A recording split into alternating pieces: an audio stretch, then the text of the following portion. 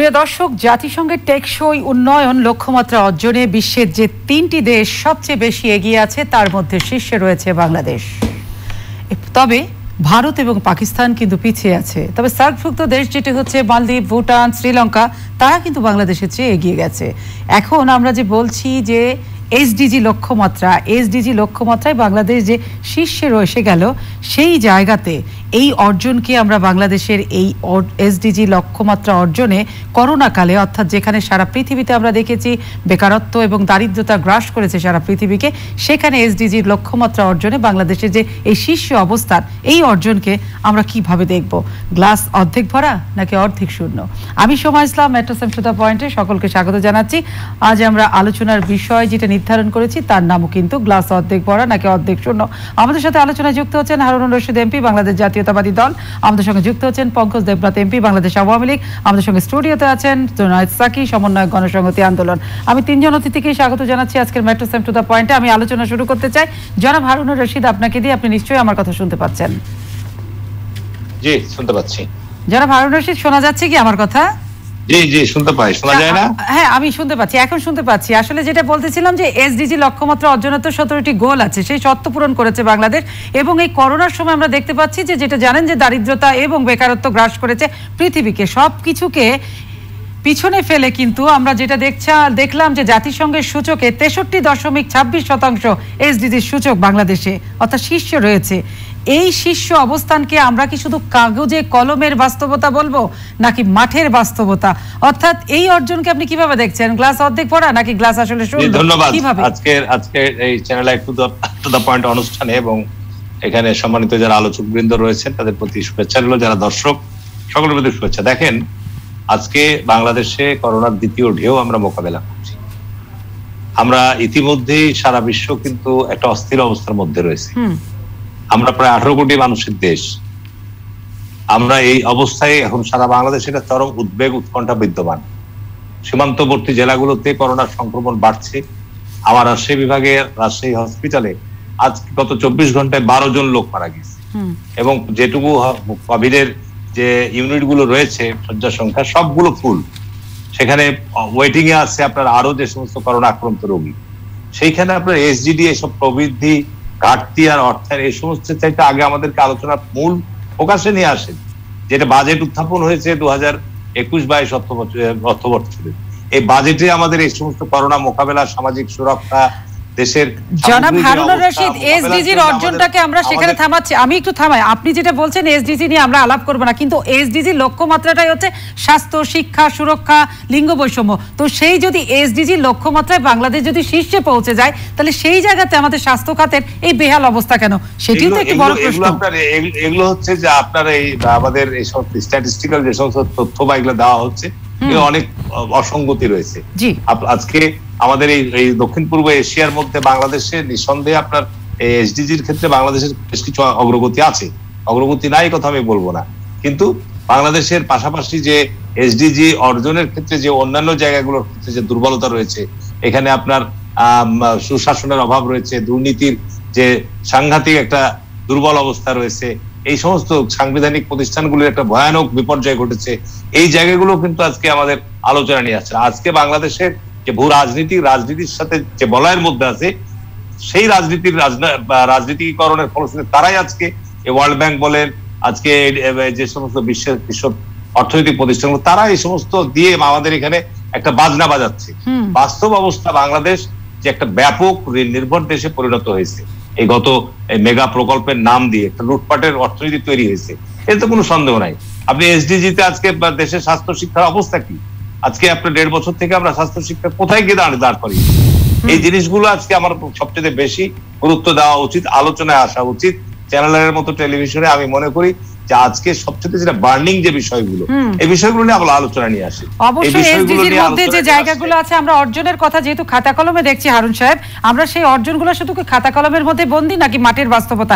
সেই জায়গাগুলো জানতে চাইলে তো আপনি দুর্নীতির প্রসঙ্গ আনতে পারেন, স্বাস্থ্য খাতের বেহাল অবস্থা আনতে পারেন, লিঙ্গ বৈষম্যের কথা আনতে পারেন, শিক্ষার অবস্থার কথা আনতে পারেন। সবগুলো তো এই গোলের মধ্যেই অন্তর্ভুক্ত।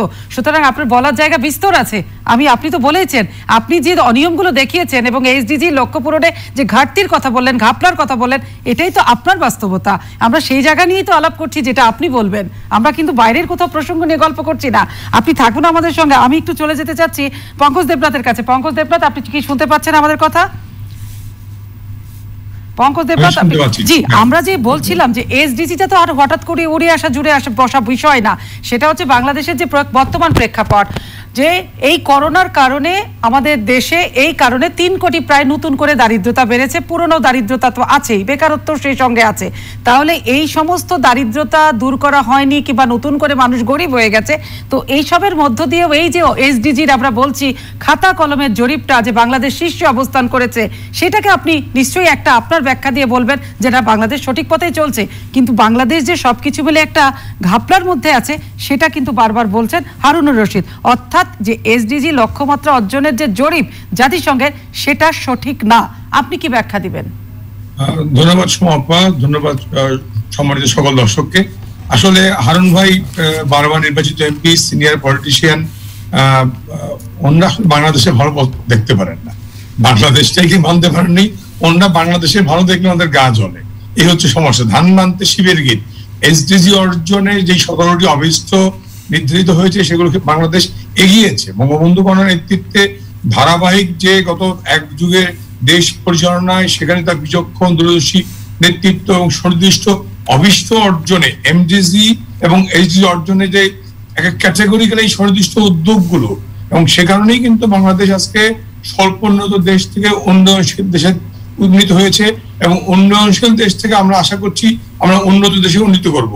আমাদের পার ক্যাপিটাল ইনকাম বেড়েছে, আমাদের এক্সপোর্ট বেড়েছে, রিজার্ভ বেড়েছে, রেমিটেন্স বেড়েছে। কোভিডের ধাক্কায় গোটা বিশ্ব অর্থনীতি অস্থির, বিপর্যস্ত। বাংলাদেশ তো বিশ্বের বাইরে না, তারপরেও বঙ্গবন্ধু কন্যার এই বিচক্ষণ দূরদর্শী নেতৃত্বের কারণে কিন্তু আমরা আজকের কোভিড সিচুয়েশনটা আমরা ট্যাকল করতে পারছি। এখন পর্যন্ত কোনো লোক না খেয়ে মারা যায় নাই, এখন পর্যন্ত কোনো লোক বিনা চিকিৎসায় মারা যায়নি, যেটা অনেকেই আশঙ্কা করেছিলেন। যদিও আমার প্রসঙ্গক্রমে আসতে চায় যে 1991 সালে ঘূর্ণিঝড়ের পরে বেগম জিয়া বলেছিলেন, তখন প্রাইম মিনিস্টার, যে যত লোক মারা যাওয়ার কথা তত লোক মারা যায়নি। হ্যাঁ, ইনফ্যাক্ট আমাদের দেশে, আমাদের স্বল্প উন্নত দেশ থেকে মাত্রই উন্নয়নশীল দেশে আমরা উত্তরণ হলো আমাদের। সেইখানে যে আশঙ্কা ছিল অনেক লোক বিনা চিকিৎসায় মারা যেতে পারে, অনেক লোক না খেয়ে মারা যেতে পারে, আমরা কিন্তু কোনো লোককে না খেয়ে মরতে দেননি বঙ্গবন্ধু কন্যা জননেত্রী শেখ হাসিনা। কাউকে বিনা চিকিৎসায় মরতে দেওয়া হয়নি, আমরা দেইনি। আমাদের যা সামর্থ্য তা দিয়েই আমরা মানুষকে বাঁচিয়ে রেখেছি। জি পঙ্কজ, আমি জি আপনার কথা, আমাদের আরেকজন অতিথি আছে আমাদের সবার কাছে যেতে হবে। শেষ করছি। হারুন ভাই মাননীয় এমপি, তিনি জানেন এত কিছুর মধ্যেও কিন্তু 10 টাকায় চাল দেওয়া বন্ধ হয়নি, এত কিছুর মধ্যেও কিন্তু ভিজিটি ভিজিএফ দেওয়া বন্ধ হয়নি, এত ক্রাইসিসের মধ্যেও কিন্তু বয়স্ক বিধবা, স্বামী প্রদত্ত ভাতা, নারী কল্যাণ ভাতা, কোনো ভাতাই কিন্তু বন্ধ হয়নি। কাজেই বাংলাদেশের ভালো দেখলে হারুন ভাইদের গা জ্বলে। হারুন ভাই না, সেই প্রশ্নের উত্তর গা জ্বলে কি জ্বলে না সেই প্রশ্নের উত্তর নিশ্চয়ই হারুনা রশিদ দিবেন। হারুনা রশিদ নিশ্চয়ই আপনার রাজনৈতিক বক্তব্যের রাজনৈতিক উত্তর দিবেন। কিন্তু পঙ্কজ দেবনাথ, আমি আপনার কাছে যে বিষয়টি জানতে চাই, আপনারা যে অর্জনকে নিয়ে আজকে আমরা কথা বলছি, সেই অর্জন কি আপনি মনে করেন, কি অনেকেই মনে করছে এটা খাতায় কলমের অর্জন? যদি স্বাস্থ্য খাতের সুন্দর অবস্থার কথা বলা হয়, তাহলে আমরা করোনা কিন্তু চোখে আঙ্গুল দিয়ে দেখিয়ে গেছে যে স্বাস্থ্য খাতের বেহাল অবস্থা কি। তাহলে স্বাস্থ্য খাতের এই যদি বেহাল অবস্থা হয়ে থাকে, তাহলে স্বাস্থ্য খাতকে যদি ঢেলে সাজানো যায়, এসডিজির একটা লক্ষ্য তো হচ্ছে সুরক্ষিত স্বাস্থ্য। আচ্ছা, আমি আমার জায়গাটাতে আসি। তারপরে আপনি বলছেন যে 12 টাকা কেজি, 10 টাকা কেজিতে চাল দেওয়া হয়, এটা তো অতি দরিদ্র মানুষের হাতে দেওয়া হয়। কিন্তু যারা নিম্নবিত্ত, মধ্যবিত্ত, 73 কেজি টাকা কিন্তু চালের কেজি। ধানের দেশে এখনো কি করে 73 টাকা কিংবা 70 টাকা ঊর্ধ্বের চাল? সেটি আমি আপনার কাছে প্রশ্ন রাখলাম। জোনায়েসাকে আমি আপনার কাছে যেতে চাই। আমরা কথা বলছিলাম ওই এসডিজি নিয়ে। আমরা এটাকে একটা সোজা চোখে দেখতে চাই যে বাংলাদেশ একটা অর্জন করেছে কোভিডের সময়, তার এই জায়গাটা পৌঁছে গেছে, শীর্ষে আছে গরিব এবং দারিদ্রতা মোকাবেলা করে। কিন্তু মাঠের বাস্তবতা কি সত্যি তাই? আমাদের কি গরিব কিংবা শিক্ষা ব্যবস্থা, লিঙ্গ বৈষম্য আমরা যদি বলি, এই সব কিছু কি দূর হয়েছে স্বাস্থ্য খাত? কারণ এসডিজি লক্ষ্যমাত্রা পূরণের সত্য কিন্তু 17টি, তার মধ্যে কি আমরা দেখতে পাচ্ছি যে বাস্তবতা এবং মাঠের চিত্র এক, নাকি এগুলো সব? আপনি যেটা দিয়ে শুরু করেছিলেন, আমি আমার সহ আলোচকদের শুভেচ্ছা জানাই, সবাইকে সালাম জানাই যারা দেখছেন। আমি যে কথাটা প্রথমে বলতে চাই যে আপনি শুরু করেছেন গ্লাসের অর্ধেক কি পূর্ণ নাকি অর্ধেক খালি।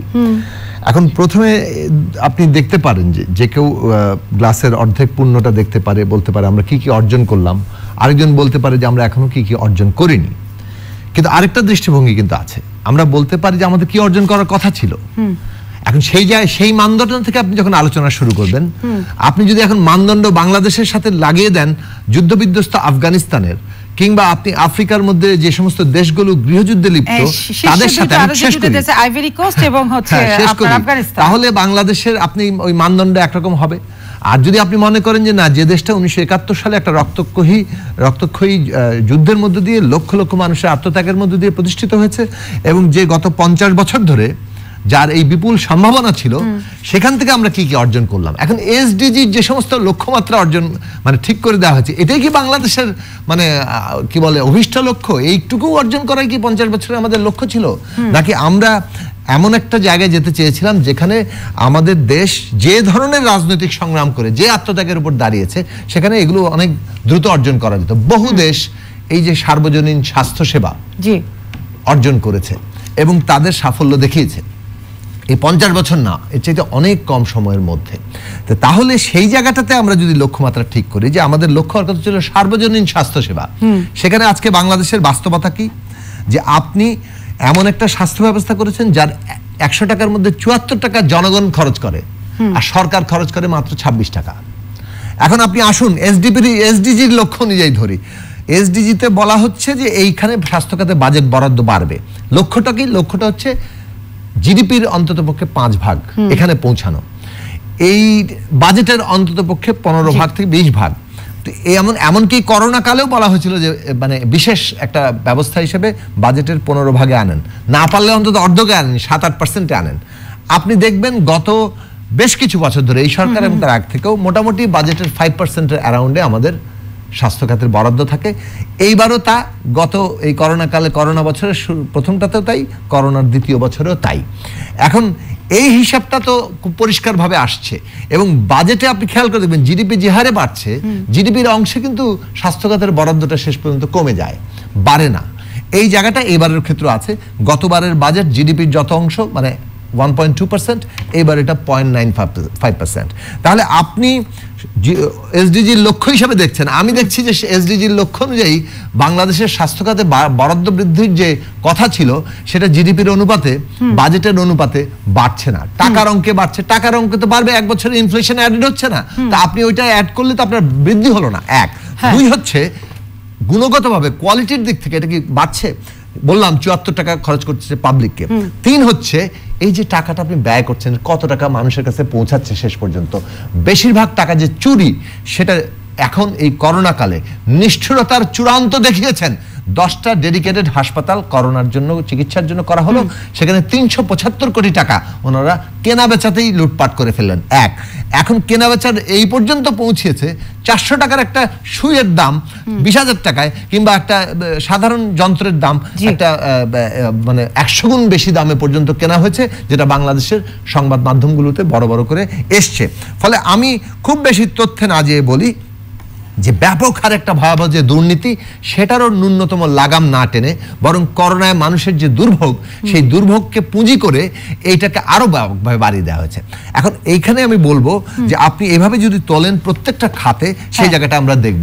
এই যে আপনি দারিদ্র্যের কথা বললেন, আমাদের 2016 সালে একটা গবেষণা হয়েছিল হাউসহোল্ড ইনকাম এবং এক্সপেন্ডিচারের যে জরিপ, সেই অনুযায়ী সরকার এবারও বলে দিল যে আমাদের এক্সট্রিম পুর 10-11%, মানে কি বলে অতি দরিদ্র, আর দরিদ্র সীমা কত, দারিদ্রের মধ্যে আছে 20%। অথচ আপনি নিজেই বললেন এবং নানা ধরনের প্রতিষ্ঠান ইতিমধ্যে গবেষণা করে বলেছে যে তাদের এই করোনা কালে আমাদের নতুন যে দারিদ্র সীমা, তাতে এটা 30-35-40% পর্যন্ত গিয়ে পৌঁছেছে। ফলে আমাদের অতি দরিদ্রও কিন্তু এর মধ্যে বেড়েছে। সেটার কোনো স্বীকৃতি বাজেটে নাই এবং এর জন্য বিশেষভাবে বরাদ্দ। উনি বললেন এত কিছুর মধ্যেও আমাদের কি বলে পঙ্কজ দেবনাথ তিনি জানালেন যে এত কিছুর মধ্যেও ভিজিএফ বন্ধ হয়নি। আরে এত কিছুর মধ্যে তো প্রধান জায়গা বরাদ্দ করা দরকার ছিল যে মানুষের হাতে টাকা পৌঁছানো। ফলে ভিজিএফ কেন? এই খাতে সরাসরি মানুষের একেবারে বিকাশ অ্যাকাউন্ট অথবা নগদ অ্যাকাউন্ট, এই ধরনের অ্যাকাউন্ট খুলে তাদের হাতে টাকা সরাসরি পৌঁছে দেওয়ার যে বরাদ্দ, সেটাই তো মানুষ দেখতে চায়। সেই জায়গাটা আমরা দেখতে পাচ্ছি পৌঁছালো না। এই প্রশ্নের উত্তর নিশ্চয়ই পঙ্কজ দেবনাথ দিবে, আপনি যে প্রশ্নগুলো তুললেন। আমি তার আগে চলে যেতে চাই হারুনুর রশিদ সাহেবের কাছে। হারুনুর রশিদ, আপনি আমার কথা নিশ্চয়ই শুনতে পাচ্ছেন? যেসব উন্নয়নের গল্প আমরা শুনছি, অর্জনের কথা আমরা শুনছি, সেই সবকে বলছেন যে কাগজে কলমে, কিন্তু সবচেয়ে বড় কথা এই করোনাকালে আমরা দেখেছি স্বাস্থ্যের বেহাল অবস্থা, এখনো একটা বেহাল অবস্থার মধ্যে দিয়ে যেতে যাচ্ছে, কারণ আপনি যে অঞ্চলের জনপ্রতিনিধি সংসদ সদস্য, সেখানে এখন একটা ভয়াবহ অবস্থা বিরাজ করছে। তো সেই জায়গা থেকে আপনি যেটা বলতে চাচ্ছিলেন যে সব অর্জনই আসলে মলিন হয়ে যাচ্ছে বড় বড় দুর্নীতির কাছে, অর্থাৎ দুর্নীতি আপনাদের কাছে একটা রূপকথাকেও হার বানিয়ে যাচ্ছে, কিন্তু কেন মনে হচ্ছে এই দুর্নীতির লাগাম টানা যাচ্ছে না? সরকারের সদিচ্ছার অভাব, এক কথাই সরকারের সদিচ্ছার অভাবের কারণে আমাদেরকে এই যে বাংলাদেশের অর্থনীতিতে দুর্নীতি যে ক্যান্সারের রূপ ধারণ করেছে। কিন্তু সরকার তো বলছে দুর্নীতির সাথে তাদের জিরো টলারেন্স। এটার সাথে বাস্তবতার কোনো মিল নাই, এটা কথার কথা বলছেন। আচ্ছা, বাংলাদেশে আমি এখানে আমাদের যারা মাননীয় সদস্য পঙ্কজ দা কিছুক্ষণ আগে বললো যে আমরা বাংলাদেশের উন্নয়ন থেকে হিংসা হচ্ছে আমাদের, আমরা সহ্য করতে পারছি না। পঙ্কজ দা বাজেটের বইটা আবার ভালো করে দেখেন। এবার বাজেটে 6,03,000 কোটি টাকার বাজেট প্রস্তাব উত্থাপন করা হয়েছে। আপনি নিশ্চয়ই আপনার কাছে বাজেটের বই আছে। এখানে আপনার 1,15,000 কোটি টাকা হচ্ছে বৈদেশিক ঋণ, আভ্যন্তরীণ ঋণের পরিমাণ প্রায় 95,000 কোটি টাকা। আপনি আছেন কোথায়? আপনাকে বিদেশি সুদ, আভ্যন্তরীণ সুদ পরিশোধ করতে হবে 70,000 কোটি টাকা। আপনি লক্ষ্যমাত্রা নির্ধারণ করেছেন 3,30,000 কোটি টাকা আভ্যন্তরীণ রাজস্ব খাতে। গত বছর সেটা লক্ষ্যমাত্রা অর্জিত হয়নি। সেখানে আমাদেরকে যখন এপ্রিল মাসের যে হিসাব দেওয়া হয়েছে, মাত্র 2 লক্ষ কোটি টাকা প্রায় আপনার আভ্যন্তরীণ সংগ্রহ থেকে সংগ্রহ হয়েছে। আরো 1 লক্ষ টাকা কোটি এই ঘাটতি ছিল। এই 2 মাসের মধ্যে 1 লক্ষ কোটি টাকা ব্যয় করতে হবে। বাংলাদেশে আপনি একটা স্বনির্ভর অর্থনীতির পরিবর্তে ঋণ নির্ভর অর্থনীতির দিকে দেশকে নিয়ে যাচ্ছেন। এই সমস্ত শ্বেতহস্তি প্রকল্প আমি বলবো, রূপপুর পারমাণবিক প্রকল্প, মাতারবাড়ি প্রকল্প, এই যে বিভিন্ন অসংখ্য প্রকল্প আপনি বিদেশ থেকে ঋণ নিয়ে এসে লক্ষ লক্ষ যে প্রকল্প বানাতে খরচ হবে 10,000 কোটি টাকা, সেই প্রকল্প বানাচ্ছেন আপনি 30,000 কোটি টাকায়। এই যে একটা মহাযজ্ঞ লুটপাট চলছে এবং এই টাকা বিদেশে পাচার হচ্ছে। এখানে অর্থমন্ত্রী এই পাচারের কথা প্রশ্ন করলে তিনি বলছেন যে আপনারা জানা থাকলে নাম দেন, আমরা রাস্তা নিব। রাষ্ট্র কোথায় গিয়েছে আজকে? আজকে এরকম একটা ভয়াবহ অবস্থার মধ্যে দেশ পরিচালিত হচ্ছে। এখানে আজকে কোভিডের যে ভয়াবহ সংকট, আজকে আপনার, আমি তো বলি মিনিমাম আপনাদের লজ্জা হওয়া উচিত ছিল যারা পঙ্কজ দা, যে যখন এই ভারতের সাথে সিরামের সাথে আমাদের মাননীয় প্রধানমন্ত্রীর একজন উপদেষ্টার ফার্মকে দিয়ে এই যখন চুক্তি করা হলো, তখনই আমরা এটা আপত্তি করেছিলাম, বলেছিলাম যে এখানে চায়না, রাশিয়া তারা ট্রায়াল দিতে আসছে, তাদের ট্রায়ালটা অন্তত নেওয়ার সুযোগ দিন। আজকে আপনি এর জন্য ভ্যাকসিনের জন্য ছুটাছুটি করছেন, দৌড়াদৌড়ি করছেন, কিন্তু জনগণকে এখনো কোনো আশ্বস্ত করতে পারছেন না যে আমরা কবে ভ্যাকসিন দিতে পারবো। আজকে যেটি সোমা বললো যে আজকে আমার জেলা শুধু না, আজকে এনটিআর বাংলাদেশের ইতিমধ্যে 13টি জেলা আরো কঠোরতম লকডাউনে যাওয়ার কথা বলা হয়েছে। সংক্রমণের গতি প্রতিদিন বৃদ্ধি পাচ্ছে। প্রতিদিন যে 400-500 করে আপনার টেস্ট করা হচ্ছে, তার মধ্যে দেখা যাচ্ছে যে 70-80-90 জন করে আপনার করোনা আক্রান্ত রোগী হচ্ছে। হাসপাতালে সিট নাই। আজকে 1 বছর থেকে জনাব পঙ্কজ দা বলতে পারবেন যে এই যে গত স্বাস্থ্য বাজেটে কয়টা হাসপাতালে আপনি অক্সিজেনের ব্যবস্থা উন্নত করতে পেরেছেন? কয়টা হাসপাতালে আপনি কোভিড চিকিৎসার ব্যবস্থা গ্রহণ করতে পেরেছেন? কেন করতে পারলেন না? এটা কি আমরা কি গতবার বাজেটের পরে নিশ্চিত হয়ে গেছিলাম যে আমরা আগামী 3 মাসের মধ্যে 6 মাসের মধ্যে কোভিড থেকে মুক্ত হয়ে যাব? এখনো কোনো নিশ্চয়তা নাই। কোনো দেশে এখনো 3য় ঢেউ আসছে, আবার শোনা যায় 4th-চতুর্থ ঢেউ আসবে। সুতরাং এইখানে সরকারের সত্যিকার অর্থে যেহেতু কোনো জবাবদিহিমূলক সরকার বর্তমান ক্ষমতায় নাই, তাদের যে কারণে তারা কোনো কিছুকে আমলে নিচ্ছে না বা জবাবদিহিতার জায়গায় আসছে না। এই জায়গাগুলো আমরা বারবার অর্থ মন্ত্রণালয়কে বলছি সংস্কার, আমরা বারবার বলছি স্বাস্থ্য মন্ত্রণালয়ের সংস্কারের কথা, যে বারবার বলছি এই মন্ত্রণালয় একটা দুর্নীতির ডিপোতে পরিণত হয়েছে। কেনাকাটায় এই কোভিডকালীন সময়ে যে অনিয়ম এবং দুরবস্থা হয়েছে, এটার জন্য ঢেলে সাজানো দরকার, সংস্কার করার দরকার। এবং এটা আপনার সরকার আমলেই নিচ্ছে না। মনে হচ্ছে বাংলাদেশে আপনার মালিক সাহেব ছাড়া আর এর চেয়ে কোনো যোগ্য ব্যক্তি নাই, কোন যোগ্য মানুষ নাই যে স্বাস্থ্য বিভাগকে আপনার ঢেলে সাজানোর জন্য ব্যবস্থা গ্রহণ করতে পারে। এরপরও যদি পঙ্কজ দ্বারা আপনার এইসব নিয়ে আপনার মানে গর্ববোধ করেন, এইগুলো নিয়ে যদি আপনার ব্যাপকই করেন, দুঃখজনক। এটা খুবই দুর্ভাগ্যজনক। হারুনুর রশিদ, আমি একটু থামাচ্ছি আপনাকে। পঙ্কজ দেবনাথ, আমি আপনাকে কোনো প্রশ্ন করব না, কারণ দুদিক থেকে যে প্রশ্ন মানে আপনি জর্জরিত। আমার আর প্রশ্ন নেই, আপনি উত্তর দেন।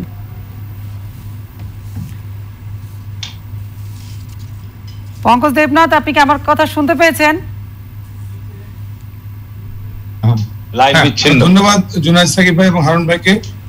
আমি বারবারই বলি যে আজকে এসডিজি অর্জনে বাংলাদেশের সাফল্য জননেত্রী শেখ হাসিনার নেতৃত্বে এগিয়ে যাওয়া বাংলাদেশের ধারাবাহিক সাফল্যের একটি অংশ। কাজেই কোভিড এর যে অভিঘাতটা শুধু বাংলাদেশ না, গোটা দুনিয়ায় বিশ্বের 1 নম্বর দেশ যদি আমেরিকাকে কেউ বিবেচনা করেন, তাহলে আমেরিকার প্রতিদিন 10,000 লোক মারা গেছে, এমন চিত্র গিয়েছে। ব্রিটেনের কি অবস্থা আমরা দেখেছি, উন্নত দেশগুলোর কি অবস্থা আমরা নিজ চোখে দেখেছি, সংবাদপত্রে পত্রিকায় পড়েছি এবং ইলেকট্রনিক মিডিয়ায় দেখেছি। সেই তুলনায় আমাদের বাংলাদেশ অনেক ভালো আছে বলে আমি মনে করি, এবং অভিজ্ঞতা এখনই থেমে যাচ্ছে ভাবছি না। কিন্তু বাংলাদেশের বাস্তবতায় যতগুলো হাসপাতাল করোনা ম্যানেজমেন্টের সাপোর্ট দিল, আমি হারুন ভাই তো দীর্ঘদিন এমপি ক্ষমতায় ছিলেন, জুনায়েদ সাকি ঢাকা শহরেই বড় হয়েছেন, পড়াশোনা করেছেন, ছাত্র রাজনীতি করেছেন। আমি যদি একেবারেই সেই মুগ্ধ হাসপাতালটা বঙ্গবন্ধু কর্নার করা, আমাদের শেখ ফয়সাল গ্যাস্ট্রোলজি হসপিটাল, ঢাকা মেডিকেলের নতুন 1000 বেড, শেখ হাসিনা 52 ইউনিট থেকে শুরু করে আমার গ্যাস্ট্রোলজি হাসপাতাল, আমার কিনা বলে কর্মীটোলজি যে হাসপাতাল, যতগুলো হাসপাতাল করোনা ম্যানেজমেন্টের সাপোর্ট দিয়েছে সবগুলো গত 12 বছরের ফসল। আপনি যদি যান আজকে 11গাঁও হাসপাতাল পল্লী, যেটা আপনার এনআইসিবিডি এর পাশ থেকে শুরু করে মানসিক হাসপাতাল, কিডনি হাসপাতাল, তারপরে গিয়ে আপনার গ্যাস্ট্রোএন্টারোলজি হাসপাতাল, আপনার গিয়ে যেটা নিউরো সায়েন্স হসপিটাল, প্রত্যেকটা হাসপাতাল কিন্তু গত 12 বছরের সাফল্য। আমি প্রান্তিক জনগোষ্ঠীর জন্য একেবারে যে কমিউনিটি হেলথ প্ল্যান আজকে আলোচনা নাই আনলাম, প্রান্তিক জনগোষ্ঠীর জন্য বিনা পয়সায় 28 রকমের ওষুধ দিয়ে যে কমিউনিটি ক্লিনিক মাননীয় প্রধানমন্ত্রীর তার মস্তিষ্ক প্রসূত একটি উর্বর উদ্যোগ, যেটি বিএনপি ক্ষমতা এসে বন্ধ করে রেখেছিল, সেটি যদি আজকে আলোচনায় নাও আনি, কোভিড ম্যানেজমেন্টও আনি, কাজেই আমি ঢাকা শহরে পটুয়াখালী মেডিকেল ইউনিভার্সিটি, বরিশাল মেডিকেলের সিট বৃদ্ধি, প্রত্যেকটা উপজেলায় 20 বেডকে 50 বেডে উন্নীত করা, সবটাই কিন্তু 12 বছরের সাফল্যের অংশ। আপনি বলবেন, আপনি শেষ করবেন, আপনি শেষ করবেন। যেটা একদিনে আমেরিকা পারেন নাই প্রতিদিনে 10,000 লোক মানুষের মৃত্যু ঠেকাতে, যে উন্নত দেশগুলো পারেন নাই, সেখানে বাংলাদেশ একদিনেই 1 বছরেই সব পারবে, আমি সেই দাবি করছি না। কিন্তু আমরা আপনার কথা সকলেই পরিষ্কার বুঝতে পেরেছে। যে কথাটা একটু আপনাকে বলতে চাই সেটি হচ্ছে যে আপনি বলছেন অবকাঠামো এবং ঢাকা রাজধানী জুড়ে অনেক হসপিটাল হয়েছে, চিকিৎসা ব্যবস্থা হয়েছে, সারা দেশ জুড়ে যদি আমরা দেখি করোনাতে কালে কিন্তু দেখা যাচ্ছে যে অনেক কিছু হয়েছে, কিন্তু দেশের হিসাব যদি করতে চাই তাহলে দেখা যাবে এত অপ্রতুলতা রয়ে গেছে।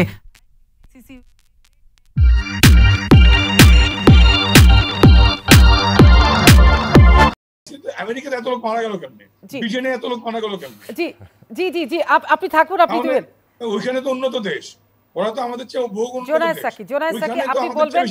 জি, আপনি নিশ্চয়ই ওনার কথা সূত্র ধরে বলবেন, আমি আরুন ভাইয়ের কাছে পরে যাচ্ছি। জি জনাব পঙ্কজ দেবনাথ, আমরা একসাথে ছাত্র আন্দোলনের সাথে ছিলাম ঢাকা বিশ্ববিদ্যালয়ে। একটা কথা, উনি বারবার মার্কিন যুক্তরাষ্ট্রের সাথে বাংলাদেশের পরিস্থিতি তুলনা করছেন। তো মার্কিন যুক্তরাষ্ট্রের পরিস্থিতির মধ্যে বাংলাদেশের সাথে তুলনা করার অনেকগুলো সমস্যা আছে, মানে ওইখানে করোনার ইম্প্যাক্ট এভাবে কেন হলো, আমাদের এখানে ইম্প্যাক্ট কেন কম, তার অনেকগুলো বাস্তবতার পার্থক্য আছে। কিন্তু আবার মার্কিন যুক্তরাষ্ট্র 1 বছরের মধ্যে কিন্তু ঘুরে দাঁড়িয়েছে। তারা এখন ওদের বিরাট অর্ধেকের বেশি মানুষের ভ্যাকসিনেশন কমপ্লিট করে ফেলেছে, খুব দ্রুতই তারা সেটা শেষ করে দিয়ে আরও অনেক নর্মাল জায়গায় চলে যাচ্ছে। তো সুতরাং আপনি তুলনা করলে খালি হবে না, একটা তথ্য দিয়ে পুরো তুলনাটা দাঁড়ায় না। আপনি ভিয়েতনামের সাথে তুলনা করেন না বাংলাদেশের, ভারতেরই আরেকটা রাজ্য কেরালার সাথে তুলনা করেন না। তো সুতরাং সেই তুলনাতে আপনি আবার যাচ্ছেন না যে ওইখানে কি পারলো। আমি আবারও বলবো, সর্বজনীন স্বাস্থ্য সেবা প্রত্যেকটি নাগরিকের জন্য, আমাদের যেমন একটা জাতীয় পরিচয়পত্র আছে না, ID card, national ID card, ওই রকম আমাদের একটা হেলথ কার্ড পেতে হবে প্রত্যেক নাগরিককে, এবং সেই নাগরিক তার রাষ্ট্রের কাছ থেকে একটা স্বাস্থ্যসেবা পাওয়ার অধিকার রাখবে। এইটাতে আমরা পৌঁছাতে চাই। সেই পৌঁছানোর জন্য আমার যে বাজেট বরাদ্দ দরকার, সেই বাজেট বরাদ্দ তারা করছেন না, এবং সেই বাজেট বরাদ্দ যাতে সত্যিকার অর্থে ব্যবহারে পৌঁছায় তার জন্য যে দুর্নীতি বন্ধ করা দরকার সেখানে তারা যাচ্ছেন না, এবং সকলের স্বাস্থ্য নিশ্চিত করার জন্য আমাদের পুরো স্বাস্থ্য বিষয়ক পলিসি নির্ধারণের যে ধরনের কাঠামো গড়ে তোলা দরকার সেই কাঠামো তারা করছেন না। সম্পূর্ণ আমলাতন্ত্র নির্ভর, আমলাদের দরকার পড়বে বাস্তবায়নের জন্য, কিন্তু সম্পূর্ণ পলিসিটাও যখন আমলা নির্ভর হয় তখন তারা স্বাস্থ্য বিষয় না বুঝেই এমন সমস্ত পরিকল্পনায় যান যেখানে কেনা বেচা আর দুর্নীতি আর লুটপাট ছাড়া আর কোনো কিছুই আমরা বড় আকারে দেখতে পাই না। এখন উনি বলবেন 12 বছরে এই অগ্রগতি, ওনাদের তো সার্বজনীন স্বাস্থ্যসেবা অর্জন করার জন্য ওনারা বলবেন আমাদের 100 বছর ক্ষমতায় থাকতে দেন, তাহলে আমরা আপনাদেরকে সার্বজনীন স্বাস্থ্যসেবা দিব। এটাও আসলে বাস্তবতা তখন যারা বলবেন আমরা কয়েকটা হাসপাতাল বানিয়েছি। আবারও বলতে চাই যদি সত্যিকার অর্থে সর্বজনীন স্বাস্থ্যসেবা কারো লক্ষ্য হয়ে থাকে, তাহলে এই 12 বছর তো বিরাট সময়। এর মধ্যেই আপনি ওই পরিমাণ বরাদ্দের জায়গায় পৌঁছে মানুষের জন্য সেটা এনশিওর করতে পারতেন, এবং আপনার অর্থনীতির যে গতি, এবং তাতে যদি আপনি তার অংশটাকে হিস্সা মনে করতেন যে হ্যাঁ, মানুষের স্বাস্থ্য আমার অর্জনের জায়গা, এসডিজি কিংবা কারো সেট করে দেওয়া বিষয় নয়, বাংলাদেশের মুক্তিযুদ্ধ সেট করে দিয়েছে আমাদের লক্ষ্য কি হবে। ফলে আমরা সেই লক্ষ্য অনুযায়ী আগাচ্ছি কিনা, সেই জায়গাটা থেকে বলবো যে সরকারের ব্যর্থতার জায়গাগুলো সরকার আড়াল করার চেষ্টা করে, ফলে সুবিধাজনক তুলনা তারা নিয়ে আসেন। আমি এখন কয়েকটা প্রায়োরিটি বলবো, বলে শেষ করি যে আমাদের দেশে এই যে ওনারা আসলে বরাদ্দ করবেন না, গরিব মানুষের দারিদ্র্য বাড়ছে, কর্মহীনতা বাড়ছে, আয় কমে যাচ্ছে, কিন্তু ওনারা বরাদ্দ করছেন না। ফলে আমি মনে করি জীবিকা মানুষের নিজেরই বাঁচতে হচ্ছে, সরকারের উপর ভরসা করলে হচ্ছে না। সরকারের কাছে যেটুকু মিনিমাম চাই, ভাই ভ্যাকসিনেশনটা আনেন। ভ্যাকসিনেশনের জন্য 10 কোটি মানুষকে ভ্যাকসিন করতে হলে 15,000 কোটি টাকা লাগবে। আমি বলি 15,000 কোটি টাকার জন্য এই যে স্বাস্থ্য খাতে যে বরাদ্দটা দরকার ছিল, যে পরিষ্কার রোডম্যাপ দরকার ছিল স্বাস্থ্য খাতের বরাদ্দের ক্ষেত্রেও, এবারও আমরা থোক বরাদ্দ দেখলাম, কোনো রোডম্যাপ দেখলাম না। 2, চিকিৎসা দরকার, টেস্টিং এবং চিকিৎসা। থানায় থানায় টেস্টিং ফ্যাসিলিটি গ্রাম পর্যন্ত কিন্তু চলে গেছে। ফলে টেস্টিং ফ্যাসিলিটি, আমাদের অক্সিজেন আছে কিনা। খুলনাতে একজন উনি বলছেন বিনা চিকিৎসায় মারা যায়নি। এই যে বাংলাদেশে এই সম্প্রতি গতকাল পরশু এর মধ্যে বহু মানুষ কিন্তু যথার্থ চিকিৎসার অভাবে মারা যাচ্ছেন, এবং সেটা হাসপাতালে তার একেবারে ভিডিও চিত্র এখন বিভিন্ন সংবাদ মাধ্যমে আছে। কাজেই অক্সিজেনের পর্যাপ্ত সরবরাহ, সেইখানে হাসপাতালের যে আসন সংখ্যা, আইসিইউ আনুপাতিক হারে, এবং ডাক্তার জাফরুল্লাহ চৌধুরী যে একটা প্রস্তাব দিয়েছেন যে বাড়ি বাড়ি আমাদের একটা হাসপাতাল এখন নাই, ভ্রাম্যমাণ চিকিৎসা দল গঠন করে বাড়ি বাড়ি চিকিৎসা দেওয়া, প্রয়োজনে অক্সিজেন বাড়িতে গিয়ে সেখানে ফিট করার, এই ধরনের উদ্যোগগুলো এবং তার পরিষ্কার রোডম্যাপ বাজেটে থাকা দরকার ছিল। এখনও বাজেট সংশোধনের সুযোগ আছে, সেই বিষয়গুলো বরং সরকারের মনোযোগী দেওয়ার জন্য দাবি জানাই। জনাব হারুনুর রশিদ, আপনি তো নিশ্চয়ই উত্তর দিবেন পঙ্কজ দেবনাথের, কিন্তু তার সঙ্গে আমি একটু জুড়ে দিতে চাই আপনাকে যে প্রশ্নটি। আপনি গতকালকে সংসদের কিন্তু নারীর নিরাপত্তা বিষয়টি নিয়ে কথা বলেছেন, আলোচিত একটি ঘটনার প্রেক্ষাপটে, এবং আরেকজন সংসদ সদস্য জনাব রাশেদ খান মেনন কিন্তু নারীর ক্ষমতায়নের বিষয়টাকে নিয়েও কথা বলেছেন। নারী ইউনিয়নদের যে বীর মুক্তিযোদ্ধারা মারা গেলে তাদের গান স্যালুট দেওয়া যাবে না, সংসদীয় কমিটির সুপারিশ, সেটার বিপক্ষেও তিনি কথা বলেছেন। তো এখন তো আমরা এতক্ষণ সুরক্ষা, স্বাস্থ্য সুরক্ষা নিয়ে শুনলাম, এখন আপনার কাছে শুনতে চাই যে এই যে নারীর ক্ষমতায়ন এবং নারীর নিরাপত্তা কোন জায়গায় আছে বাংলাদেশ। জি, আমি স্বাস্থ্যের একটা শুধু পয়েন্ট আমি বলে চলে যাব। এখানে আমাদের জনাব পঙ্কজ দা যে বিষয়টি নিয়ে এসেছেন, উনি হাসপাতাল অনেকগুলো উন্নয়নের কথা বলেছেন, সবই ঠিক। সরকার কিন্তু 12 বছরে অবকাঠামোগত উন্নয়ন করেছে, তার কারণ এখানে লাভ আছে তো। আপনার বিভিন্ন হাসপাতালে লক্ষ লক্ষ কোটি কোটি টাকার আপনার সরঞ্জামাদি আছে, কিন্তু এগুলো ব্যবহার করার জন্য যে জনবল দরকার, যে টেকনোলজিস দরকার, সেগুলো নাই। এগুলো অহেতুক শুধু ক্রয় করে এখানে লুটপাট হয়েছে, এবং এগুলো অব্যবহৃত থাকা অবস্থায় নষ্ট হয়ে যাচ্ছে। এই তথ্যটি কি ওনার কাছে নাই? আমি দায়িত্ব নিয়ে বলছি, আমি চাঁপাইনবাবগঞ্জ জেলা সদর হসপিটালের বর্তমান সভাপতি। ওখানে 50 বেডের হসপিটাল, আজকে 100 বেডের হসপিটাল হচ্ছে 2003 সালে। সেখানে আজকে আমি এমপি হলাম 19 সালে। সেইখানে আপনার 100 বেডের জনবল ছিল, সেটা আমি 1 বছর ধরে পরিশ্রম করে 100 বেডের জনবলের প্রশাসনিক অনুমোদনটা করালাম। সেখানে এখন পর্যন্ত জনবলের যে সেট আপ, সেটা এখন পর্যন্ত অর্ধেকও পাইনি। তারপরে 250 বেড মাননীয় প্রধানমন্ত্রী ঘোষণা দিয়েছিলেন আপনার 2011 সালে। সেইখানে আপনার এখন পর্যন্ত ওখানে জনবলের অনুমোদনও হয়নি, ওখানে কোনো জনবলও নাই। তাহলে ওখানে আপনি যে সমস্ত অবকাঠামো নির্মাণ করলেন, অবকাঠামোর জন্য জিনিসপত্র দিলেন, সেটা তো সব স্টোর রুমে পড়ে আছে। এগুলো তো সব আর 1 বছর পর ব্যবহার অনুপযোগী ফেলে দিতে হবে আপনার স্টোর খালি করার জন্য। এইটি পঙ্কজদার তথ্যতে মনে হয় নাই। দ্বিতীয় কথা যেটা বলছে, নারীর ক্ষমতায়নের ক্ষেত্রে আমরা অনেক দূর অগ্রসর হয়েছি। আজকে নারীরা বিভিন্ন কর্মক্ষেত্রে তারা আপনার বিভিন্ন তাদের মেধা এবং যোগ্যতার ভিত্তিতে কিন্তু বিভিন্ন ক্ষেত্রে তারা উল্লেখযোগ্য সাফল্য এবং স্বাক্ষর রাখছে। অবশ্যই নারীর নিরাপত্তা নিশ্চিত রাষ্ট্রকে করতে হবে। কারণ নারী যদি সঠিকভাবে সে কর্মক্ষেত্র থেকে তার গন্তব্যে যেতে আসতে না পারে, সেখানে যদি ধর্ষিত হয়, নির্যাতিত হয়, এটির জন্য কিন্তু আমাদের সত্যিকার অর্থে একটা উদ্বেগের কারণে দেখা দিবে। গতকালকে যে ঘটনাটি কথা বললেন, আর একটা যে বিষয়টি নিয়ে এসেছেন, এটা হচ্ছে গার্ড অফ অনারকে কেন্দ্র করে সংসদীয় কমিটিতে আলোচনা হয়েছে। এটি একটু ধর্মীয় দিকের একটা সেন্টিমেন্ট আছে, কারণ এখানে গার্ড অফ অনারটা দেওয়া হচ্ছে নাকি মৃত ব্যক্তিকে, সে পুরুষ হোক বা নারী হোক। সেই ক্ষেত্রে আপনার এই যেমন নারীদের ক্ষেত্রে আমাদের ধর্মীয় ভাবে একটা বিধিনিষেধ আছে, নারীরা জানাজায় যেতে পারে না, ঠিক তেমনি এভাবে নারীরা কিন্তু যে কোনো পুরুষের আপনার মৃত ব্যক্তির কাছে যাওয়া নিষিদ্ধ। জানাজা তো দুটো আলাদা বিষয় বলা হচ্ছে। গার্ড অফ অনার এবং জানাজা আলাদা হলো। গার্ড অফ অনারটা দিচ্ছেন কাকে? মৃত ব্যক্তিকে। একজন নারীর কিন্তু অপরিচিত কোনো পুরুষের সামনে, মৃত ব্যক্তির সামনে আমাদের ধর্মীয় ভাবে এটার বিধিনিষেধ আছে।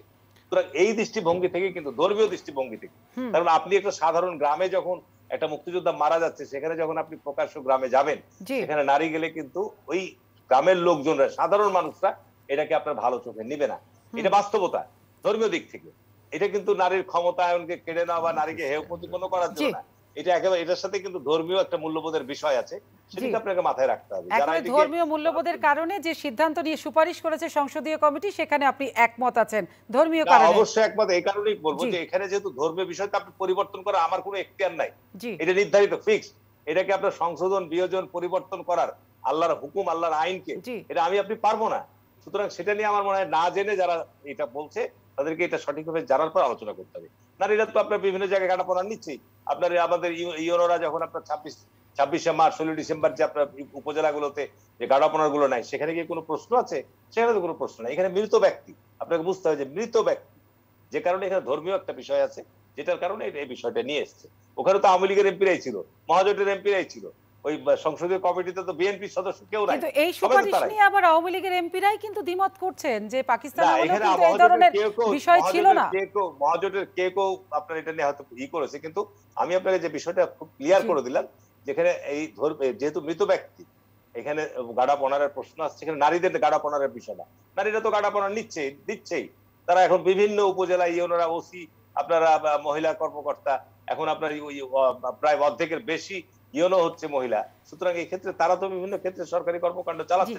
ঠিক আছে, আপনার অবস্থান আপনি ব্যাখ্যা করেছেন, কিন্তু সবচেয়ে বড় আপনার এই যে ক্লাবের যে ঘটনাটি বললেন, যেটা নিয়ে বেশ তোলপাড় হয়েছে, এটা এখন বর্তমানে আইনের আওতায় চলে এসেছে, মামলা হয়েছে, বিচারাধীন, তদন্ত হচ্ছে। আমি এটা নিয়ে মন্তব্য করতে চাই না। তবে নিঃসন্দেহে যে বোট ক্লাব, এই বোট ক্লাবের সদস্য কারা, এটা সভাপতি আমাদের পুলিশের আইজিপি। সেখানে যে সমস্ত চিত্রগুলো আসছে, এগুলো খুব উদ্বেগের। জায়গাটা নাকি শোনা যাচ্ছে আজকে বিভিন্ন এতে নিউজ হয়েছে যে জায়গাটা আপনার নদী মধ্যেই, এখন পুলিশের আইজিপি যদি প্রধান হয়, ওটা কে উচ্ছেদ করতে যাবে? এই বিষয়গুলো আসলে তদন্তের দাবি রাখে।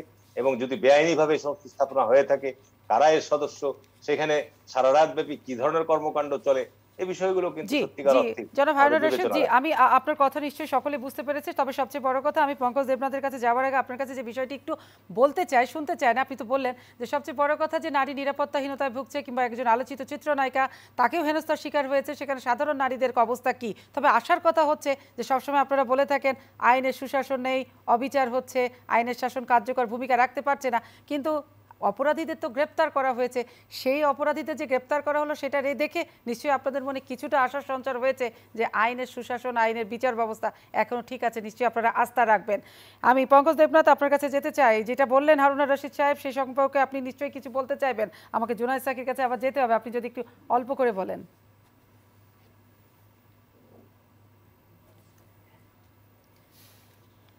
পঙ্কজ দেবনাথ, আপনি বোধহয় আনমিউট করতে হবে, আপনি মিউট করে রেখেছেন। আনমিউট করলে কথা শুনতে পাবেন। হ্যাঁ, কাজেই আমাকে কিন্তু থামিয়ে দিয়েছিলেন আপনি। জুনায়েদ সাকিব কিন্তু বলেছিলেন যে নগদ টাকা পৌঁছানোর কথা। তিনি জানেন না যে মাননীয় প্রধানমন্ত্রী প্রথম দফায় এবং এই দফায়, 2 দফায় 50 লক্ষ মানুষের হাতে নগদ এবং বিকাশ অ্যাকাউন্টে 2500 করে টাকা পাঠিয়ে দিয়েছেন। মাননীয় প্রধানমন্ত্রী প্রতিটা মসজিদের ইমাম মুয়াজ্জিমের হাতে 5000 করে টাকা পাঠিয়ে দিয়েছেন।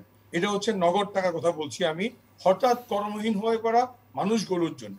কাজেই আমার টাকা দিয়ে মানুষ খাদ্য কিনবে, আমি খাদ্য পাঠাচ্ছি, চাল পাঠাচ্ছি, ভিজিয়ে পাঠাচ্ছি, বয়স্ক ভাতা, বিধবা ভাতার মাধ্যমে নগদ টাকাই কিন্তু পাঠাচ্ছি। কাজেই সোশ্যাল সেফটি নেটের মাধ্যমে মানুষের সামাজিক নিরাপত্তা নিশ্চিত করছি, খাদ্য নিরাপত্তা নিশ্চিত করছি। আমি এসডিজি অর্জনের অন্যতম উদ্দেশ্য হচ্ছে বিনা পয়সায় এই বন্দার মধ্যেও, এই কোভিডের মধ্যেও বিনা পয়সায় অ্যাকসেপ্ট করে নতুন বই সবাইকে পৌঁছে দিচ্ছি। আমি কৃষকদের জন্য কৃষি যান্ত্রিকীকরণ, যেটা এসডিজির অন্যতম একটা অভিষ্ট, যে কৃষির আধুনিকায়ন, যান্ত্রিকীকরণ, সেটি করছি। আমি একটি সাস্টেনেবল যে উৎপাদনশীল শিল্প ব্যবস্থা, সেটি করছি। উৎপাদনমুখী কর্মের সংস্থান, তা করছি। ওনারা বারবারই মেগা প্রকল্প নিয়ে কথা বলেন।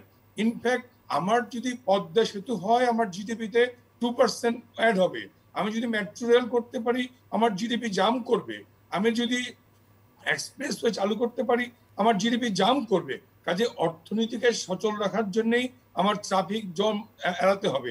চট্টগ্রাম থেকে বাংলা বাঁধ আমি কানেক্টিভিটি যদি স্মুথ করতে পারি, তাহলে আমার এক্সপোর্ট গুডস ক্যারিং বাড়বে, আমার জিডিপি জাম্প করবে। সবটাই কিন্তু অর্থনীতিকে শক্তিশালী করার অধ্যায়। কাজেই এই সবগুলো করতে হবে, যেগুলো করার কথা ছিল জিয়া এরশাদ খালেদা জিয়ার শাসনামলে, সেটি আমাদের হয় নাই। কারণ মানুষের দেহেই কিন্তু 18 বছর পর্যন্ত স্কেলিটন গ্রোথটা হয়, হার বাড়ে কিন্তু 18 বছর। স্বাধীনতার 18 বছরের মধ্যেই কিন্তু এই উন্নয়ন হওয়ার কথা ছিল। আনফর্চুনেটলি বঙ্গবন্ধু হত্যার পরে সামরিক শাসকরা ক্ষমতা দখল করে কাঙ্ক্ষিত উন্নয়ন হয়নি, বাংলাদেশকে পিছিয়ে ফেলেছেন। যেই কাজটি বঙ্গবন্ধুকে করতে হচ্ছে, আমরা একদিকে মেগা প্রকল্প, অবকাঠামো উন্নয়ন, অর্থনীতিকে শক্তিশালী করা, কৃষি যান্ত্রিকীকরণ, উৎপাদনমুখী কর্মসংস্থান এবং শিল্পের উন্নয়ন সবগুলোই আমরা করছি। বিনা পয়সায় বই দিচ্ছি, উপবৃত্তির নামে টাকা দিচ্ছি, আমরা প্রান্তিক জনগোষ্ঠীর জন্য স্বাস্থ্যসেবা নিশ্চিত করছি, কৃষক জেলেদের জন্য আমরা উপকরণ পাঠাচ্ছি, ভাতা দিচ্ছি, 40 কেজি করে চাল দিচ্ছি। সবটাই কিন্তু সামাজিক নিরাপত্তা বেষ্টনীর মাধ্যমে জনগণকে স্বাবলম্বী করা। খাদ্য উৎপাদন, যেই সাকি সাহেব ভালো বলতে পারবেন, 1 কেজি চাল 8 কেজি চালের দাম যদি দিনমজুরি হয়, আমার দিনমজুরের রোজ কত 500-600 টাকা। 1 কেজি চাল যদি 60 টাকাও হয়, 6-48।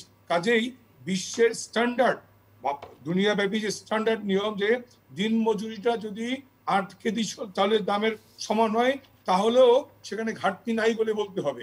স্বাস্থ্য খাতে বলেছেন 10,000 কোটি টাকা আমরা থোক রেখেছি টিকার জন্যই, যেখানেই টিকা পাওয়া যাবে সেখান থেকে আমরা আনবো। ভারতে যদি এই সংক্রমণটা তীব্র না হতো, ভারত থেকে আমরা সেরাম থেকেই হয়তো টিকা আনতে পারতাম। আমি আশাবাদী আবারও পাবো। ভারতের সংক্রমণ তীব্র হওয়ার কারণেই আমরা এখানে হোঁচট খেয়েছি। রাশিয়া, চীন, আমেরিকা, যেখান থেকেই পারি, কোভ্যাক্সের মাধ্যমে হোক, যেখান থেকেই পারি, সরকার আপ্রাণ চেষ্টা করছে তার মানুষকে বাঁচিয়ে রাখতে, টিকা আমরা আনবো। সে কারণেই বাংলাদেশটা 50 বছরের মধ্যে প্রায় 25 বছর ছিল অগণতান্ত্রিক শক্তির হাতে, সামরিক শাসকদের হাতে, যেই কারণে কাঙ্ক্ষিত উন্নয়নটা সম্ভব হয়নি। আর 50 বছর খুব বেশি বড় সময় না বাংলাদেশে। আমাকে শোনা হচ্ছে, আবারও বলেছিলাম যে আমেরিকার সাথে তুলনা করা। হ্যাঁ, আমেরিকা 1 বছরে সব করতে পারে, আমার 1 বছরে সব করার সামর্থ্য নেই, এটাই বাস্তবতা। আমি 1 বছরে চেষ্টা করছি আমার মানুষকে বাঁচিয়ে রাখতে, টিকা আনতে। উন্নত দেশগুলোর টিকা পায়নি। বঙ্গবন্ধু কন্যা নরেন্দ্র মোদী মহোদয়ের সাথে দ্বিপাক্ষিক চুক্তি কথা বলে তিনি কিন্তু 35 লক্ষ টিকা আনতে পেরেছিলেন। আমার 60 লক্ষ মানুষকে আমার প্রথম দফায় টিকা দিতে পেরেছি, এটাও তার কূটনৈতিক সাফল্য। টিকা দেওয়া এটা মাননীয় প্রধানমন্ত্রীর কূটনৈতিক সাফল্য। কাজেই আমি জানি অনেক কথা হয়ে যাচ্ছে, অনেক বলেছেন দুর্নীতিটা তো বিষবৃক্ষে রূপান্তরিত করেছে সামরিক শাসকরা, তাদের অবৈধ ক্ষমতাকে প্রাতিষ্ঠানিক রূপ দেওয়ার জন্য দুর্নীতিকে প্রশ্রয় দিয়েছে। আমরা নিজ দলের নেতাকর্মীদেরকেও কিন্তু দুর্নীতির কারণে মাননীয় প্রধানমন্ত্রী রেহাই দিচ্ছেন না। দুর্নীতির প্রশ্নে চোর ধরা হয়, আর বিএনপি বা জাতীয় পার্টির আমলে চুরি করলে কেউ টেরই পেত না, সেটি ছিল একেবারে পুকুর চুরি। আমাদের আমলে চুরি করলেও চোরকে চিহ্নিত করা হয়, ধরা হয়। গতকালকে যেটি হয়েছে পরিমণির প্রশ্নে, যেই হোক তাকে পুলিশের আওতায় আনা হয়েছে, আইনের সুপর্দ করা হয়েছে। এটি হচ্ছে আইনি শাসনের প্রতি আমাদের কমিটমেন্ট। যাকে পুলিশের সুপর্দ করা হলো সেও কিন্তু বর্তমান বিরোধী দলের প্রেসিডিয়াম সদস্য। আমি তাই না বললাম, আমি যিনি হোক তাকে আমরা কিন্তু আইনের আওতায় আনতে পেরেছি, এনেছি। এটাই হচ্ছে আইনের প্রতি, আইনি শাসনের প্রতি আমাদের কমিটমেন্ট। জোনায়েদ সাকি, আমি কোনো প্রশ্নে যাব না, শুধু গার্ড অফ অনারের জায়গাটা আমি জানতে চাইবো। আমি সুয়েশটা দিয়েই হারুন সাহেবের যেটা সেই জায়গাটা, এবং আপনি তো নিশ্চয়ই আপনার মতো করে পঙ্কজদার বক্তব্য খণ্ডন করবেনই। আগে শুরু করে নাকি? মানে আমি প্রথমত মনে করি যে রাষ্ট্রের প্রতিনিধিত্ব করার জন্য আমাদের সংবিধান বলছে যে নারী পুরুষ কিংবা যে কোনো লিঙ্গীয় পরিচয়, যারা লিঙ্গীয় পরিচয় হিসেবে স্বীকৃতি আছে সাংবিধানিক, তারা রাষ্ট্রের যে কোনো পদ প্রতিনিধিত্ব করতে পারেন। তারা ফলে রাষ্ট্রপতি, প্রধানমন্ত্রী, বাংলাদেশের যে কোনো পদেই মানে যে কোনো লিঙ্গীয় পরিচয়ের মানুষ থাকতে পারেন। কাজেই রাষ্ট্রকে যে প্রতিনিধিত্ব করতে পারে, রাষ্ট্রীয় যে কোনো অনুষ্ঠানেই তিনি প্রতিনিধিত্ব করতে পারেন। এখন ধর্মীয় দিক থেকে আমি বলছি যে এই যে গার্ড অফ অনার দেয়া, এইটা আসলে কোনো ধর্মীয় অনুষ্ঠান না, কিন্তু ধর্মীয় দিক থেকে এটার কোনো যদি আপত্তি থেকে থাকে, সে বিষয়ে ধর্মীয় এক্সপার্টরা এই বিষয়ে কথা বলবেন, এবং আমাদের এই বিষয় নিয়ে একটা আলোচনা হয়তো হওয়া দরকার। সেই আলোচনা কোন পর্যায়ে হয়েছে, কি হচ্ছে আমি ঠিক জানি না, কিন্তু আমরা দেখলাম হঠাৎ করে একটা সংসদীয় কমিটি একটা প্রস্তাব নিয়ে এসছেন। কিন্তু প্রথম বিষয় হচ্ছে যে এইটার আরও সামাজিক পর্যায়ের আলোচনার বিষয় আছে যে এতে আসলে আদৌ এটা ধর্মীয় কোনো প্রসঙ্গ হিসেবে আসে কিনা, এবং সেই জায়গাটা বরং প্রথমে ঠিক করা দরকার যে এই গার্ড অফ অনারটা সম্পূর্ণ একটা রাষ্ট্রীয় অনুষ্ঠান নাকি এর মধ্যে ধর্মীয় প্রসঙ্গ আসছে। এই তর্ক যদি সমাজের মধ্যে অস্থিতিশীলতা তৈরি করে সেটা নিশ্চয়ই আমাদের কাম্য হবে না। ফলে আমাদেরকে বিবেচনা করা দরকার হবে যে দুটো যে আলাদা দিক হিসেবে আমরা এতদিন জেনে এসেছি সেই আলাদা দিকটাই একটা দিককে করার এটা আসলে কি উদ্দেশ্য সেটা নিয়েও আসলে আমাদের ভাবা দরকার আছে। সাধারণভাবে নারীর প্রসঙ্গ নিয়ে আমি শেষে দুই একটা কমেন্ট করব। দেখুন, বাংলাদেশে আমরা বলেছি যে নারীর অধস্থনতা, নারীর উপর যে নির্যাতন হয়, এইগুলোর সাথে অনেক কারণ আছে, সামাজিক কারণ আছে, সামাজিক দৃষ্টিভঙ্গির ব্যাপার আছে। এই অধস্থনতার ব্যাপারে সামাজিক দৃষ্টিভঙ্গি যেভাবে মানে জায়েজ করে নারীর অধস্থনতাকে, সেগুলোর একটা সম্পর্ক আছে। আমাদের যে ট্রেনিং হয়ে ওঠে, আমরা যেভাবে বড় হয়ে উঠি এবং তার মধ্যে দিয়ে নারীর প্রতি যে অবমাননাকর দৃষ্টিভঙ্গি নিজেদের মধ্যে ধারণ করে বড় হয়ে উঠি, সেগুলো দূর করার ব্যাপার আছে। ফলে শিক্ষা, সাংস্কৃতিক পর্যায়ে কাজ করা, পরিবারের মূল্যবোধ, অনেকগুলো প্রসঙ্গযুক্ত। কিন্তু এর সাথে আমি বলবো যে প্রধান জায়গাটা একটা যদি ধরি, সেটা হচ্ছে ক্ষমতার প্রসঙ্গ। নারী পুরুষের অধস্থনতার একটা বড় দিক কিন্তু হচ্ছে যে ক্ষমতার মানে জায়গা থেকে নারীকে অধস্থন দেখানো হয় এবং ক্ষমতার একটা প্রদর্শনী ঘটতে থাকে নারীর উপর। যখন নির্যাতন ঘটে, তার অধিকার হরণ করা হয় অথবা তাকে নানাভাবে হেনস্থা করা হয়। এই যে ধর্ষণ কিংবা তাকে যৌন হয়রানি কিংবা তার নানানভাবে তার কর্মস্থলে তাকে নানাভাবে হয়রানির শিকার করা, এগুলো সবই হচ্ছে ক্ষমতার প্রদর্শনী। এবং এই ধরনের ঘটনা থেকে বোঝা যায় যে কী ধরনের ক্ষমতার প্রদর্শনী ঘটে। এখন বাংলাদেশের ব্যবস্থাটা দাঁড়িয়েছে যে কোনো মানে বড় বড় ব্যবসায়ী গ্রুপ, টাকাওয়ালা, ক্ষমতাওয়ালারা নিজেদেরকে মনে করছেন তারা মানে জবাবদিহিতার ঊর্ধ্বে। ফলে অনেক ক্ষেত্রে এটা এই উদাহরণ তৈরি হয়। কিন্তু আমরা কিছুদিন আগে দেখলাম যে মুনিয়া নামে একজন আত্মহত্যা করেছেন, তার প্ররোচনায় দেয়ার অভিযোগ একটা বড় ব্যবসায়ী গ্রুপের কর্ণধারের বিরুদ্ধে আসলো, আনভিন নাম তার। তিনি কিন্তু মানে এটা কিন্তু সমাজের মধ্যে এই বার্তা দিচ্ছে যে অনেকেই বোধহয় জবাবদিহিতার ঊর্ধ্বে। আর ঠিক একইভাবে এই ঘটনাটাও ঘটতে যাচ্ছিল যখন এটা যদি পরিমণি যে কথাটা বলেছেন যে তিনি যখন সাধারণ একজন মানুষ হিসেবে, একজন নারী হিসেবে যখন তিনি বিচার চাইতে গিয়েছেন, সেখানে কিন্তু তিনি তাকে দমিয়ে দেওয়া হয়েছে, দাবিয়ে দেওয়া হয়েছে। যখন পরিমণি হিসেবে তার, যেহেতু তিনি একজন চলচ্চিত্রের একজন শিল্পী, ফলে তার একটা সামাজিক গুরুত্ব আছে, সেই জায়গা থেকে মিডিয়া সেই জায়গাটা নিয়েছে। এখন ব্যবস্থা হচ্ছে, কিন্তু ব্যবস্থার ক্ষেত্রেও কিন্তু আমি বলবো যে ইনি এমন একটা নামও যুক্ত আছে যিনি বাংলাদেশের পুলিশের প্রধান ব্যক্তি, আইজিপি। তিনি ওই বোর্ডের সভাপতি বলে আমি সংবাদ মাধ্যমে দেখেছি। আমি এখনো হয়তো যদি কোনো তথ্য অন্যরকম থাকে সেটা আমার নিশ্চিত হতে হবে। এখন ধরুন এই যে প্রাতিষ্ঠানিক মানে এই ব্যক্তি নাসির ইউ সাহেব, তিনি কি কারণে তার ক্ষমতার এই প্রকট উৎকট প্রদর্শনী করতে পারেন? কারণ তার মনে হচ্ছে আমি একজন ক্ষমতাবানের সাথে আমার ভীষণ যোগাযোগ আছে। এই যে ক্ষমতার যোগসূত্রগুলো এবং সেইগুলো মানুষকে জবাবদিহিতাহীন করে, তার বিরুদ্ধে ব্যবস্থার ক্ষেত্রে হয়তো দেখা হয়েছে যে এই যোগসূত্র মানুষ দ্রুত দেখে ফেলবে, সুতরাং দ্রুত তার বিরুদ্ধে ব্যবস্থা না নিলে এই যে যার সাথে পুলিশের আইজিপির এত গভীর যোগাযোগ আছে বলে সংবাদ মাধ্যমে চলে আসছে, সেই প্রসঙ্গটা সামনে চলে আসছে। ফলে আমি বলছি যে এই ঘটনাগুলোর বিচারহীনতা থেকে দূর হয়ে আসছে। আমি একটু কথাটা শেষ করব যে বিচারহীনতা অনেক জায়গায় দূর হচ্ছে না, আবার কোথাও কোথাও তৎপর হচ্ছে। সবের মধ্যে স্বচ্ছতা আছে কিনা, নাকি পুরো জিনিসটাকে আড়াল করা, মানে ক্ষমতার পকেটগুলোকে রক্ষা করা, তাদের যে জবাবদিহিতাহীনতা, সেই জায়গাটা প্রতিষ্ঠার বদলে সেগুলো বরং ইনট্যাক্ট থাকে, সেটা একটা গুরুত্বপূর্ণ ব্যাপার। আচ্ছা, আমি শেষ করি, আমি কয়েকটা ছোট্ট কথা বলে শেষ করি যে এই ক্ষমতার জবাবদিহিতা না তৈরি হলে নারীর অধিকার কোনো জায়গাতে কোনো কিছু হবে না। দেখুন, স্বাস্থ্য খাতে আমাদের জনবল তৈরির কথা যেটা বলা হয়েছে, এটা গুরুত্বপূর্ণ ফোকাস। এই বাজেটে সেটার যেমন কোনো রোডম্যাপ নেই, তেমনি ভ্যাকসিনেশনের প্রকল্পের জন্য কিন্তু রোডম্যাপ নেই। থোক বরাদ্দের কথা বলেছেন, গতবারও থোক বরাদ্দ, এবারও থোক বরাদ্দ, কিন্তু আপনি দেখুন টিকা উনি বলছেন সেরাম থেকে। আমরা যদি ট্রায়ালে ওই একই সময়ে ওই একটা নির্দিষ্ট কোম্পানির একচেটিয়া ব্যবসায়ের স্বার্থে অন্যান্য উৎসগুলো বন্ধ না রাখতাম, তাহলে এতদিনে আমাদের টিকা সংকটটা হতো না। ঠিক আছে, তারপরে আমি বলি 15 মাসে ওনারা 50 লক্ষ পরিবারকে 2,500 টাকা, 15 মাসে 2,500 টাকা দেওয়ার কথা, তার মধ্যে 35 লক্ষের বেশি দেন নাই, তার মধ্যে দলীয়করণের অভিযোগ আছে। এইসব তামাশা বলে ওনারা বলছেন ওনারা নাকি টাকা দিচ্ছেন। আর আমি বলি মেগা প্রকল্পের কথা বলছেন, রূপপুর বিদ্যুৎ প্রকল্পে আপনি এবারও 15,000 কোটি টাকা বরাদ্দ করেছেন। আমি পরিষ্কার করে বলতে চাই, করোনা কালের বাজেটে আপনি এই যে আমরা বিদ্যুতের যে তাকে উৎপাদন কিন্তু ক্ষমতা অনুষ্ঠান শেষ শেষ করতে হবে, করছি, হ্যাঁ। বিদ্যুতের যে উৎপাদন ক্ষমতা তার কতটা আমরা এখন ব্যবহার করছি, আমরা অনেক কিছু বসিয়ে রাখতে হচ্ছে এবং তার ক্যাপাসিটি চার্জ দিতে হচ্ছে। ফলে আমি কোন প্রকল্প এই মুহূর্তে শেষ করব আর কোন প্রকল্পকে একটু দীর্ঘায়িত করব, বিশেষ বাস্তবতার কারণে সেই বিবেচনা কিন্তু আমরা মেগা প্রকল্পের প্রতি ট্রিটমেন্টের ক্ষেত্রে দেখিনি। ফলে বাজেটের কথাটা বলছি যে বাজেটের দিক নির্দেশনা বলে দেয় যে যে সমস্ত খাতে লুটপাটের সম্ভাবনা বেশি সেগুলোই অগ্রাধিকার তালিকা থেকে গেছে, মানুষের প্রয়োজন অগ্রাধিকার তালিকা আসেনি। এটাই হচ্ছে মানে এটা আমাদের বাজেটটা এখনকার মানুষের বাস্তবতা। বাজেট হয়নি, একটা শ্রেণীর বাজেট হয়েছে। হারুনুর রশিদ, আমি আপনি আছেন আমি জানি, কিন্তু আমি আপনাকে 1 মিনিট সময় দিব। আমি পঙ্কজ দাকে কোনো সময় দিব না। পঙ্কজ দা বলেছেন আপনাকে দিয়ে অনুষ্ঠান আমি শেষ করব। যে আওয়ামী লীগ আসলে ব্যাপার হচ্ছে মানুষকে এখন গল্প শুনিয়ে ঘুম পাড়াচ্ছে, মানুষকে নিয়ে সার্কাস করছে। মানুষকে ঘুম পাড়ানো কিন্তু খুব কঠিন, মানুষ তো ঘুমাচ্ছে না, জেগে আছে। এখানে আপনার পঙ্কজ সাহেব যে কথাগুলো বললো এতক্ষণ ধরে, দীর্ঘ কথা ধরে, হ্যাঁ, বাস্তবতার সাথে কোনো মিল নাই। উনি বাজেটের ভালো করে পড়ুক না কেন, বাজেটে যে 6,03,000 কোটি টাকা, এর মধ্যে কত টাকা আমাদের নিজের অর্থায়নে হচ্ছে আর বাকি টাকা কোথা থেকে আসছে? আমাদের দেশের এখন সমস্ত টাকা বিদেশ নির্ভর বাজেট তৈরি করা হয়েছে। এরপরও আপনি উন্নয়নের ডামাডোল বাজাচ্ছেন। দরকার আছে, আমাদের পদ্মা সেতুর দরকার আছে, মেট্রো রেলের দরকার আছে, বা বিভিন্ন প্রজেক্টে, কিন্তু এখন আমাকে মানুষ বাঁচাতে হবে। আপনি 10,000 কোটি টাকার বলছেন থোক বরাদ্দ, কয় জায়গাতে থোক বরাদ্দের কথা বলবেন? 10,000 থোক বরাদ্দের কথা বলবেন সামাজিক নিরাপত্তা খাতে, কখন বলবেন যে আপনি টিকার খাতে, কখন বলবেন যে যেসব প্রকল্পে আমার টাকার দরকার হবে ওইখান থেকে। ওই 10,000 কোটি টাকা কি আপনার ওই শিয়াল আর কুমিরের বাচ্চার মধ্যে হবে? একই টাকাকে আপনি যত জায়গাতে টাকার ঘাটতি সব ওই টাকায় দেখাবেন?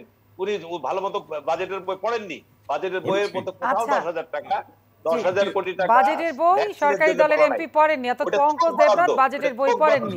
হ্যাঁ, আমি জি, বই নিয়ে ওটা থোক বই বরাদ্দ, পড়ি, 10,000 কোটি টাকা ওটা থোক আমি বরাদ্দ। বই নিয়ে বসে ওটা আছি, ভ্যাকসিনের জন্য নয়, আমি বই নিয়ে ভ্যাকসিনের বসে আছি। প্রয়োজন হলে ওখান থেকে টাকা নিতে পারবে, কিন্তু আপনার ওটা ভ্যাকসিনের জন্য বরাদ্দ। ওটা সামগ্রিক যে কোনো জায়গায় যদি ঘাটতি দেখা দেয় ওই থোক থেকে সেই ঘাটতি হারুনুর পূরণ রশিদ, করা হবে। আপনি বলছেন পঙ্কজ দেবনাথ বাজেটের বই পড়েননি, কিন্তু উনি তো আমাদের দেখিয়ে দিলেন উনি বাজেটের বই নিয়ে বসে আছেন।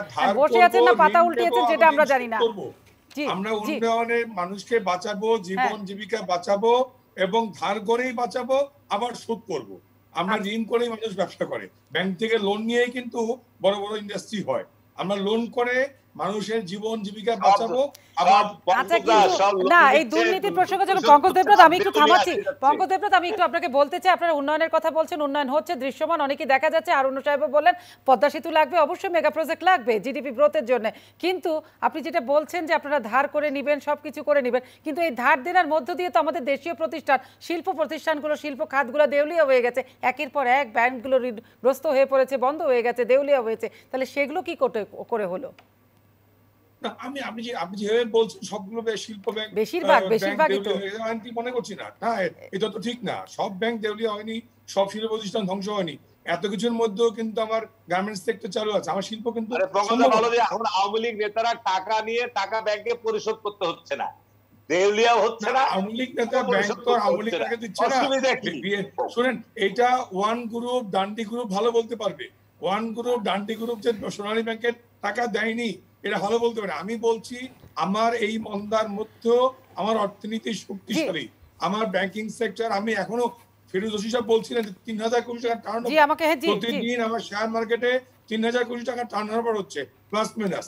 কাজেই আমার অর্থনীতি শক্ত ভিতরে দাঁড়িয়েছে।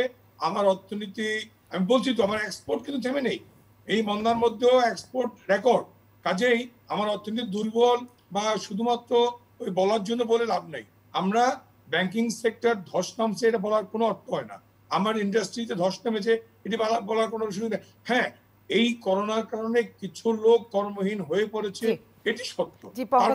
আমরা গার্মেন্টসে অর্ডার পেয়েছি। পঙ্কজ দেবনাথ, একদম অনুষ্ঠান শেষ করতে হবে, আপনার কাছে যাওয়ার কথা ছিল না, তারপর আমি জানি আপনি কিছু বলতে চান, সেজন্য আমি গিয়েছিলাম। জি, আমি আমার 12 বছরে কি পরিমাণ ডাক্তার নিয়োগ দিয়েছি, কি পরিমাণ নার্স নিয়োগ দিয়েছি, এর মধ্যে কি পরিমাণ স্বাস্থ্যকর্মী নিয়োগ দিয়েছি, সেই পরিসংখ্যানে বোঝা যাবে যে নিয়োগ পদোন্নতিতে বা বিশেষ করে চিকিৎসক, স্বাস্থ্যকর্মী, নার্স, বিনা পরীক্ষায় নার্স নিয়োগ দিয়েছি।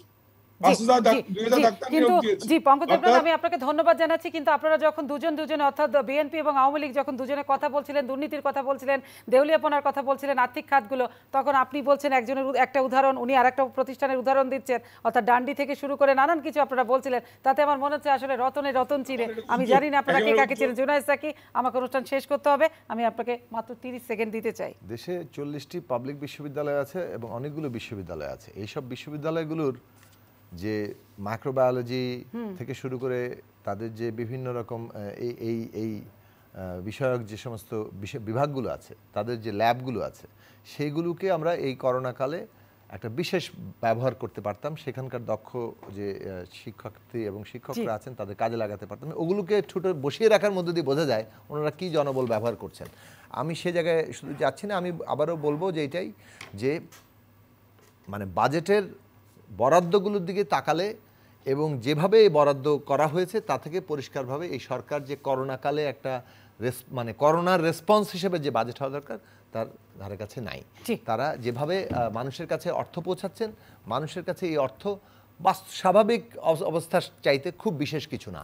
ধরুন একটা উদাহরণ দিয়ে শেষ করি, ক্ষুদ্র এবং মাঝারি এই যে এসএমই খাত, এই খাতে কিন্তু বেশিরভাগ কর্মসংস্থানের জায়গা। এই খাতগুলোকে টিকিয়ে রাখা এবং একে প্রণোদনা দেওয়া খুব জরুরি ছিল। 2000 কোটি টাকা গত বাজেটে বরাদ্দ আছে, আমরা এখন পর্যন্ত জানি না আসলে 1 টাকা ছাড় করা হয়েছে কিনা।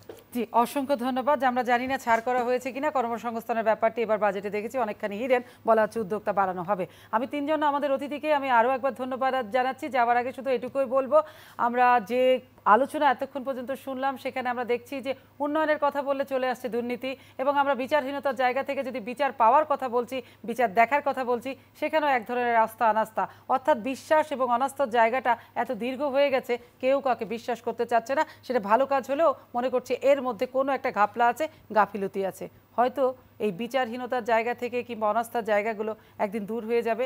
জনগণ এবং জনপ্রতিনিধিদের মধ্যে যে দূরত্ব এবং মাঝখানে যে প্রশাসন কিংবা আমলাতান্ত্রিক জটিলতা, সেখানে দিনকে দিন যে সমস্যাগুলো তৈরি হচ্ছে, সেই জায়গাগুলো দূর হবে এবং জনপ্রতিনিধি এবং জনগণ এই যে একটা ব্রিজের মতো করে একজন একজনকে ব্যবহার করে ভালোর জন্য, সেই জায়গাটা ফিরে আসবে। আমি সোমা ইসলাম আজকের মতো বিদায় নিচ্ছি metro same to the point থেকে।